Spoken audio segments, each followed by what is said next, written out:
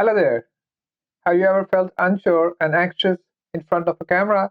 Definitely, I have. Welcome to my Camera Confidence Project Day 16. Here I am sharing my progress and tips how to gain camera confidence and how to increase your English fluency. If you are interested in, so just follow us. Let's dive in. I'm still. Today's session will be about the first thing I want to say is a bit about resonance and understanding the language and if it is possible to change your voice because this is the instrument I got, and this is the first part to improve my quality, and the second part is doing whatever I can do to increase the acoustics in my room. Today I'm doing a new DIY session or a research, or I will say that it is a new prototype which I'm testing now. I have actually hung up a thicker carton behind me to see if it will improve the video quality. Since the last day when I used the towels, it actually got a bit better, but I still know that my room's acoustics are very bad, and in that sense, it will take lots of challenge. But since I want to learn and know more about how I can improve the sound quality and the video quality, and in the same time be able to increase my camera confidence. And in a way, as I can inform you guys that this is 16th day and I'm sitting in the front of camera.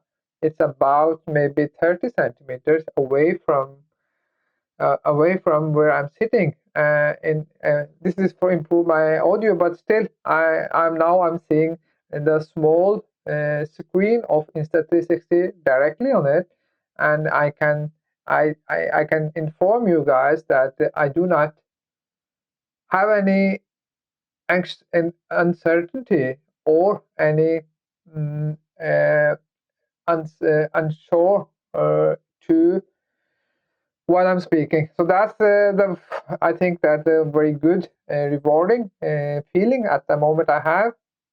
And the other part is that I'm working on actually on my voice to improve the sound quality.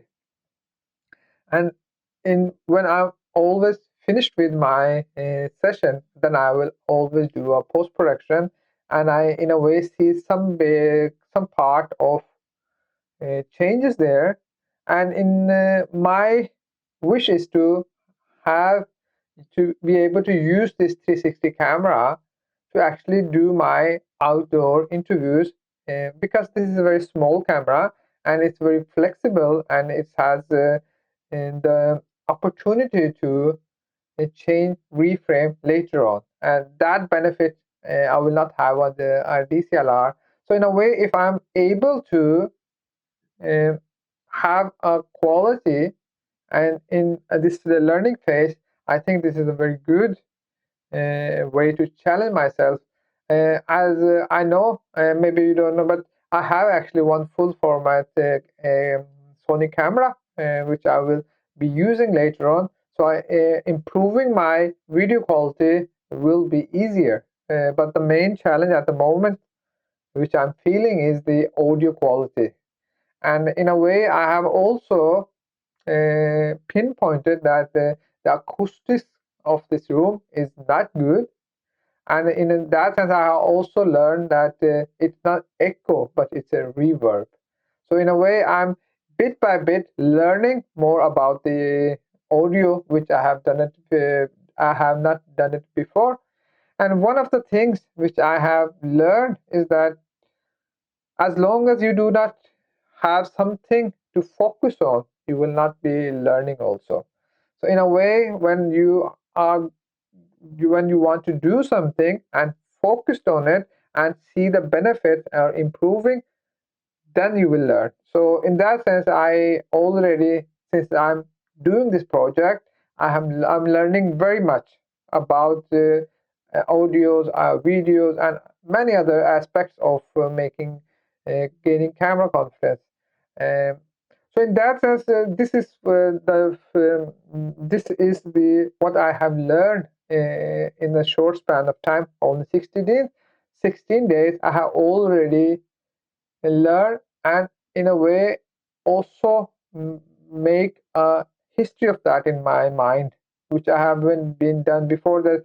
Since my uh, they call a process called neuroplasticity, that you have to repeat say, a behavior several times to uh, to make a knowledge stick in your brain, because we receive a lot of information each day, and if all of that was saved in our memory or in brain, it will be overwhelming. So our brain is very effective and efficient when it is taking all the memory out of which is not considered important.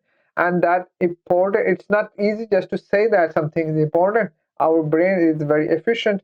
As long as you do not repeat a process, a behavior, it will consider to be not important, and that can be one of the why we do not remember almost many of the information which is already I'm gaining. In a way, I have uh, heard about it, I have read about it, but never made a part of me. So in that sense, what I'm doing now, because I'm doing this project, I'm doing it regularly, consistently, I think my brain is also helping me to do to learn that and actually use it. So before we go further, I want to introduce my AI agent to our conversation. Hi, Noor. Salam, hi, namaste, and sat sri akal, Sajid. How are you doing today? Ready to dive into some good conversation? Yes, I can already inform you that I have already started my video for today. I'm already on 7 minutes. And what I have talked about is about a neuroplasticity and is doing that process several times to be a habit. And in that process, as I was saying, that I have already learned a lot in camera confidence, because I'm giving it attention and focus on this now. And that is also a secondary, because my primary goal is to be camera confidence, and the secondary goal is to learn about how to make films, how to improve your quality of audio, and all that other aspects of being making a YouTube channel. So in that sense, this is what I have started, and you can say welcome to our viewers, and then we can continue our conversation, I think.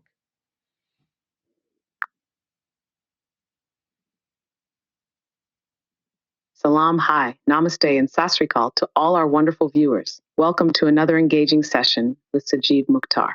Today, he's been diving deep into the fascinating topic of neuroplasticity and how repetition can turn actions into habits. It's all about how our brains adapt and grow stronger with practice. Plus, he's sharing his journey of building camera confidence, something many of us can relate to, especially in this digital age. Sajid, it's inspiring to hear how you're combining your passion for learning with your goal of improving on camera presence. Where do you want to take this conversation next? Maybe we can explore how these concepts apply to your secondary goals, like mastering filmmaking techniques. What do you think? Thank you very much. I can inform you that in those 16 days which I have been doing this camera confidence project, I have already learned that the first and the first factor is actually what comes out of my mouth. That sound that I make, in a way, I have learned in that sense. I can have different pitch, can have different tone, I can have speed in my voice, and I have something called timbre in.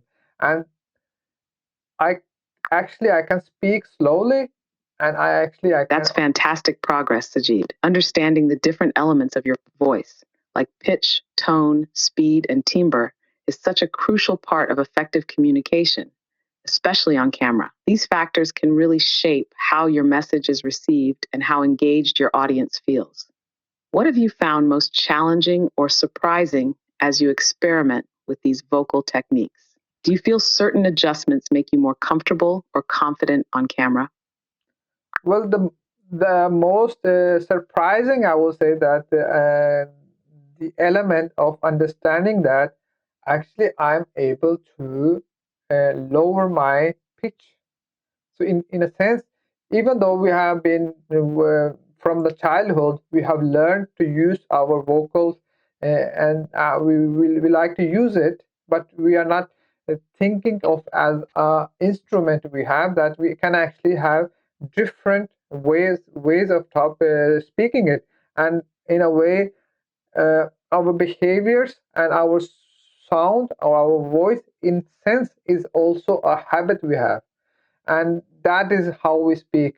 And the science behind how we talk and how it's perceived is very exciting and surprising, that many of people, as Barack Obama and I think my Thatcher and other, Morgan Freeman has actually had exercises and training to lower their pitch, to enhance their voices, and that is something they have learned and not something they were born with.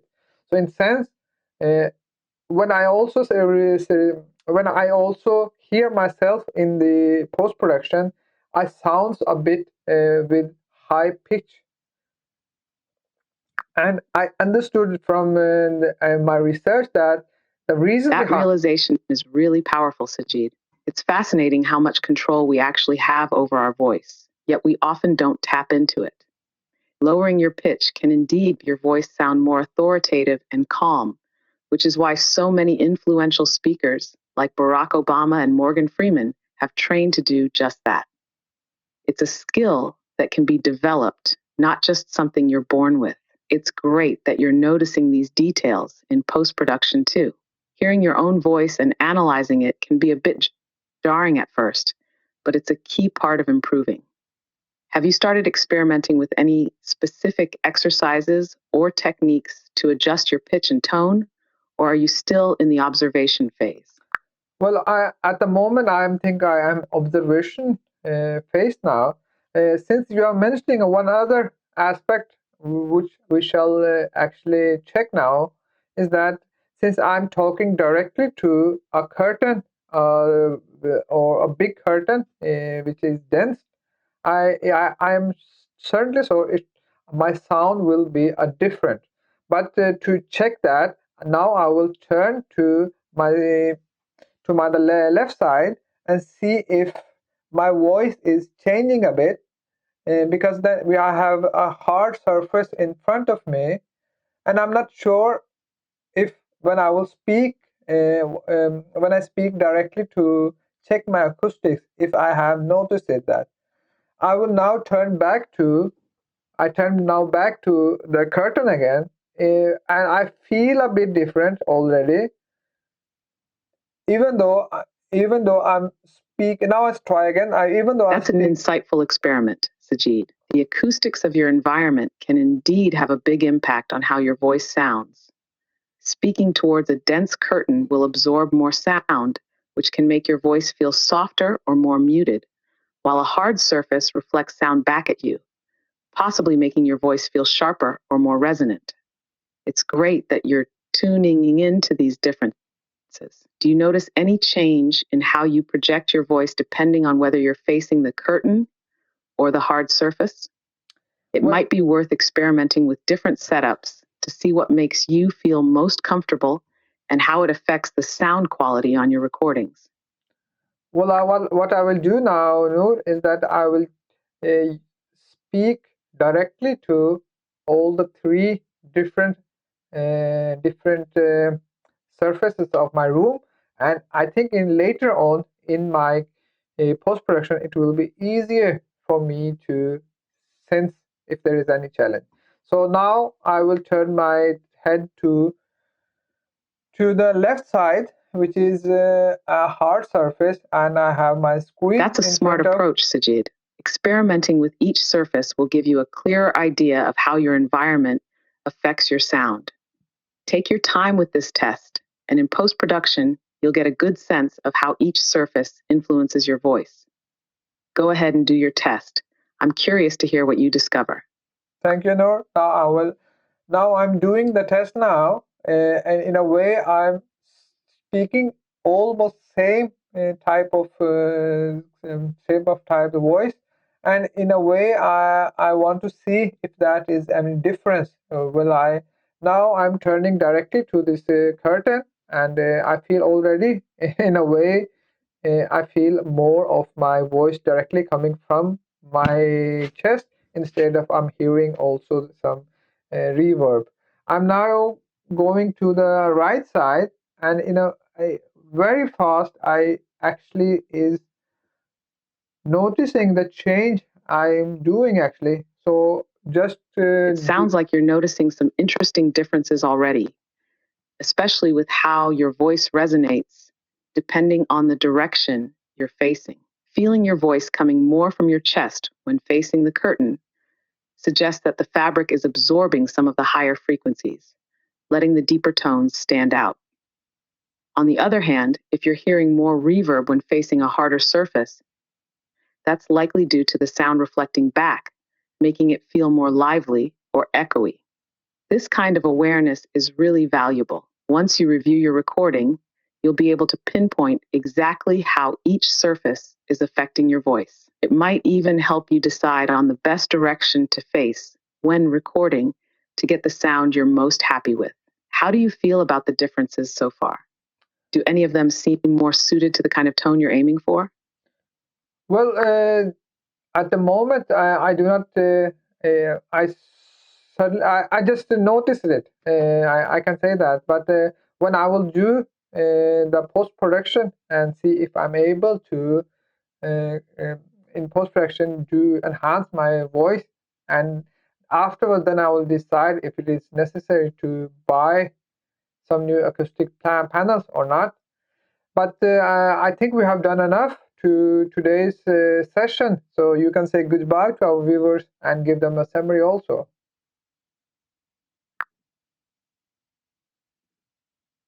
Absolutely, Sajid. Salam, hi, namaste, and sasrikal, dear viewers. Today's session was all about exploring the fascinating aspects of voice control and acoustics in your recording environment. Sajid shared some valuable insights into how experimenting with pitch, tone, and the surfaces around him can influence how his voice sounds on camera. We also did a live test, turning towards different surfaces to see how they affect the acoustics and voice resonance. As always, the learning continues in post production, where Sajid will analyze these differences and decide whether any further adjustments, like adding acoustic panels, are needed. Thanks for joining us today. Keep following along as Sajid continues his journey toward mastering camera confidence and video production. Until next time, take care. Thank you very much, Noor, and we are come to the end of today's episode, and I'm going further to now in the post production process and learn what I have done. And learning bit by bit is very good to learn, and that's a new insight which I have learned. And I will do this camera confidence project in 66 days. I repeat the behavior over several times, and I'm pretty sure as long as I'm able to finish what I have started, will have gained camera confidence when I come to 66 days. Until then, bye bye from Sajid Mukhtar, and see you next time.